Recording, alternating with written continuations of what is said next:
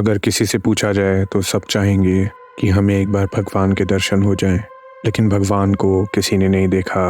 जिसने देखा है वो किसी को बताता नहीं है। लेकिन अगर हम आपको बताएं कि आप एक भगवान को देख सकते हैं, मिल सकते हैं, उनका आशीर्वाद ले सकते हैं, तो आपको कैसा लगेगा? आज हम आपको बताएंगे नेपाल की लिविंग गॉडेस, जिनको कुमारीज बोला जाता है। ये कुमारी की प्रथा कैसे शुरू हुई, ये कुमारी देवी का चयन कैसे किया जाता है, और इनके बारे में कुछ ऐसी जानकारी जो आपने पहले कहीं नहीं सुनी होंगी। नमस्ते, आप सुन रहे हैं toss the other side story.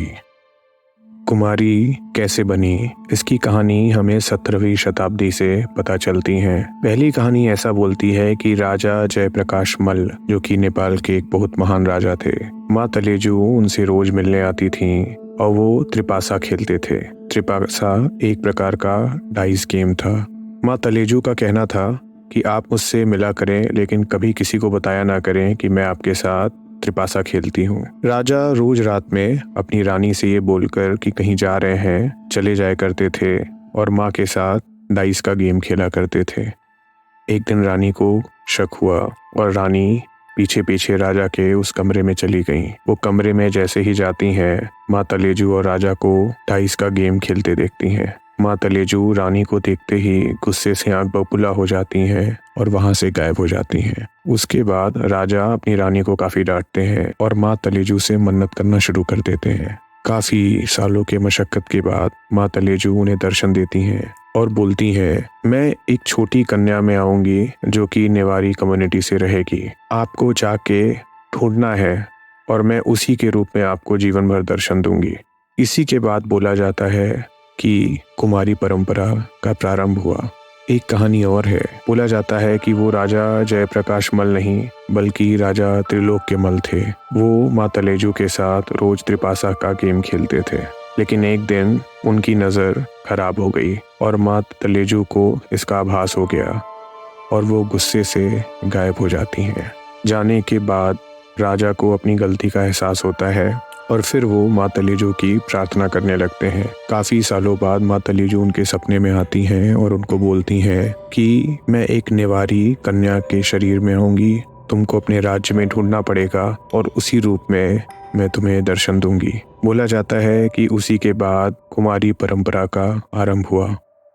Nepal एक बहुत सुंदर देश है और वो दुनिया का पहला हिंदू राष्ट्र रहा है। आप काठमांडू जाएंगे तो वहाँ बोला जाता है कि घरों से ज़्यादा तो मंदिर पाए जाते हैं। सबसे पॉपुलर मंदिर पशुपतिनाथ है और टोटल 3000 मंदिर नेपाल के काठमांडू में पाए जाते हैं। वहीं पे कुमारी घर भी है, जो कि कुमारियों का रॉयल हाउस बोला जाता है, जहाँ पे कुमारी रहती हैं। वैसे नेपाल के हर छोटे बड़े शहरों में कुमारी परंपरा है, पर काठमांडू की कुमारी परंपरा सबसे प्रोमिनेंट मानी जाती है।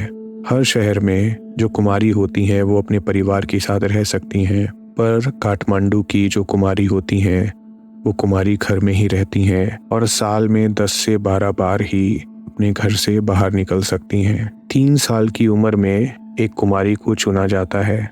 एक भगवान को चुने जाने की प्रक्रिया भी काफी कठिन होती है। बोला जाता है कि एक कुमारी को 3 साल की उम्र में चुना जाता है। उसके लिए नेवारी कम्युनिटी में से 3 साल की बच्चियां, जो कि या तो गोरी हों या थोड़ी डस्की हों कलर में, उनको काफ़ी कठिन परीक्षाओं से गुजरना पड़ता है।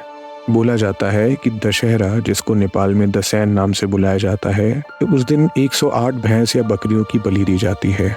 कुछ लड़कियां जो कि नेवारी क्लैन से हैं, उनको कुमारी बनने के लिए उन 108 जानवरों के खून के बीच में से गुजारा जाता है।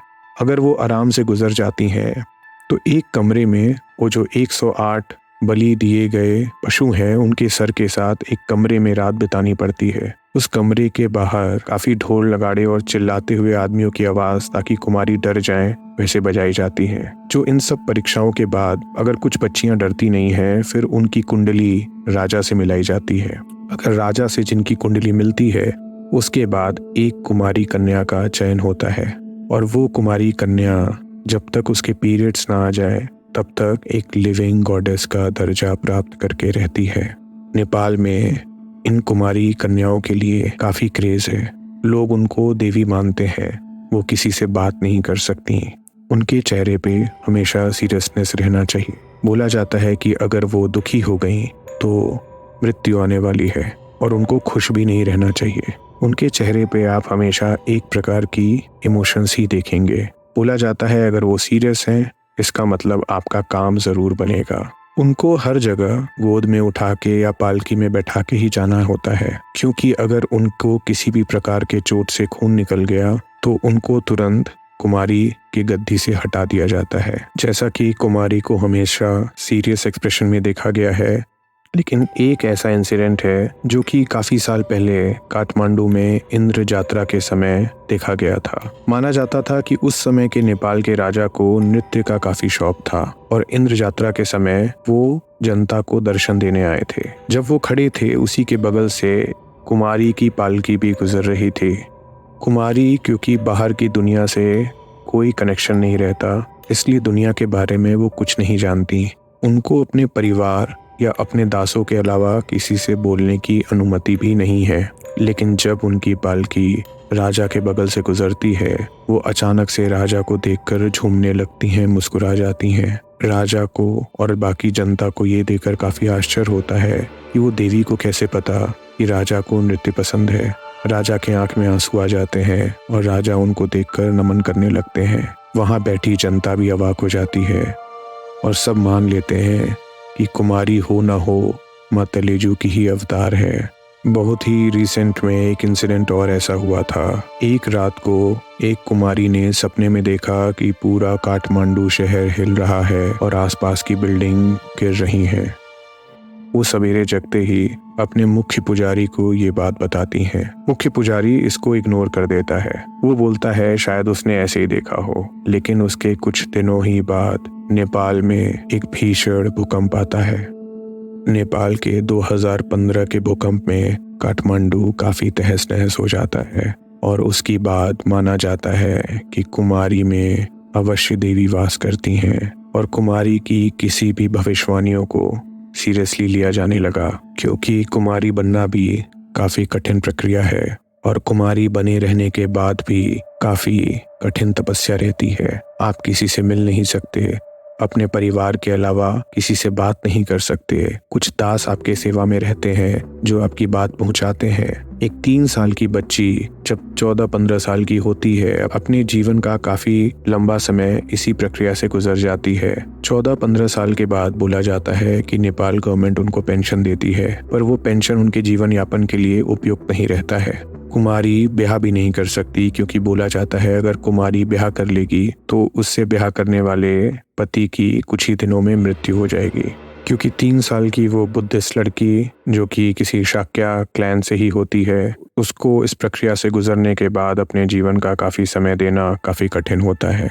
एक कुमारी जो कि कुमारी होने के बाद भी अपनी पढ़ाई पूरी की और बाद में लॉयर बनी, उसने इस प्रथा के अपग्रेडेशन के लिए काफ़ी प्रयत्न किए। उसके बाद से नेपाल के बाकी शहरों की कुमारी तो बच्चों के साथ खेल सकती हैं, स्कूल जा सकती हैं, पर काठमांडू में जो कुमारी घर में कुमारी देवी रहती हैं, उनको एक प्राइवेट ट्यूटर मिलता है उनको पढ़ाने के लिए, ताकि एक बार जब उनका कुमारी बनने का समय समाप्त हो जाए उसके बाद वो अपने पैरों पे खड़े हो पाएं। अगर आपकी कोई मिन्नत पूरी नहीं हो रही है तो जाइए इस भगवान से मिलिए, क्या पता आपकी बात मान लें। हमें सब्सक्राइब करें, आपके सब्सक्रिप्शन से हमें हिम्मत मिलती है। हम स्पॉटिफाई पे भी हैं, उसका लिंक डिस्क्रिप्शन में दिया गया है। अगर आपके पास भी कोई कहानी हो शेयर करने के लिए तो हमें डिस्क्रिप्शन में दिए हुए मेल पर मेल करें। यहाँ तक सुनने के लिए धन्यवाद। आप सुन रहे थे toss the other side story. नमस्ते।